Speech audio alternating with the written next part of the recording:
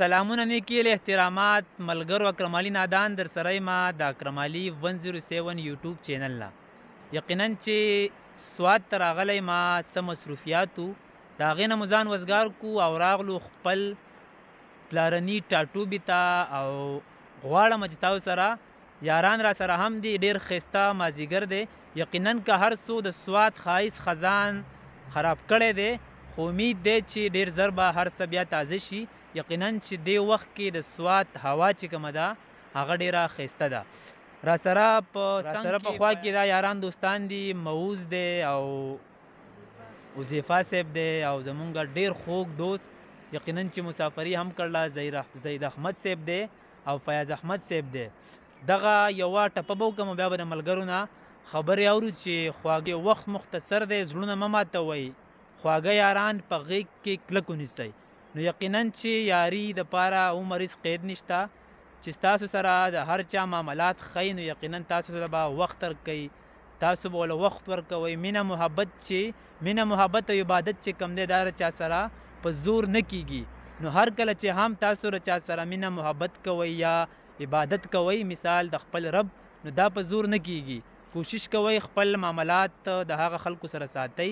چې کم کسان ستاسو سره ژوند په خوشحالۍ تیروي زید احمد صاحب سلامونه السلام علیکم اکرم علي دې وخت کې به ډېر مسافر یاران دوستان ګوري هغوی ته څه پیغام ورکوي او ډېر ښکلی موسم دی یقینا چې څو ورځې پس کیدی شي چې واورې هم راشي ټولو مسافرو ته ورونو ته بایګانو ته په کوم ملک کې اوسیږي سعودي عرب کې دوبۍ کې عمان کې قطر کې هغو ته مونږ سلام علیکم ویو امید لرم چې روغ جوړ خوشحاله به وي صحیح ده فیاض احمد صاحب ته به مسافرو ته څه خوږ پیغام خواږه شعرونه چې څه دې هم په زړه یې را پخولی کا مونږ له خو داسې خاص څه نه راځي او دغه شعر دی وایي سپکو ته دمامه دنیا سپکه وي او دروند سړی به هر چا ته درانه ګوري یقینا چې د فیاض شعر وړوکی دی خولۍ وړه ده خو که څوک هم د شعر ته په غور سره سوچ وکړي نو یقینا چې په دې کې ډېر لوی سبق دی جی فیاض صاحب وایي قصې ډېرې وي یوه قصه یې نه کوله قصې ډېرې وي یوه قصه یې نه کوله یو طرفه مینه و هېڅ مزه یې نه کوله مزه یې نه کوله بیا ووایه راسره وایي قصې ډېرې وي یوه قصه یې نه کوله او ما چې کومه قصه کوله هغه ټپه یې نه کوله او یو طرفه مینه و هېڅ مزه یې نه کوله ډېر ښه زه به یو ټپه نارې کړم جی ارشاد وایي د اباسین د غاړې ګوله نو د اباسین د غاړې ګوله پرون تازه وي او نن دې مړاوي دي سانګونه ډېر ښه ډېر ښه حذیفه صاحب ته به پکې څه وې ښه ملګرو دغه و زمونږ ښایسته مازدیګر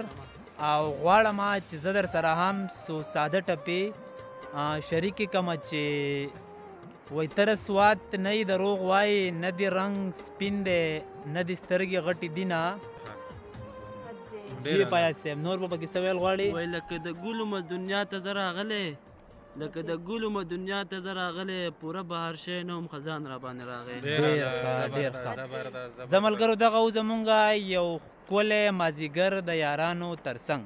امید ساتو چې ستاسو به دغه وړې خبرې په وړه خوله د غټ مطلب دپاره تاسو به پې امید ساتو چې عمل وکړئ میلاویږي به د نورو ملګرو سره د نورو ځینو نه تر د هغه وخته پورې مونږ ټولې اجازت راکوئ د لوی الله په امان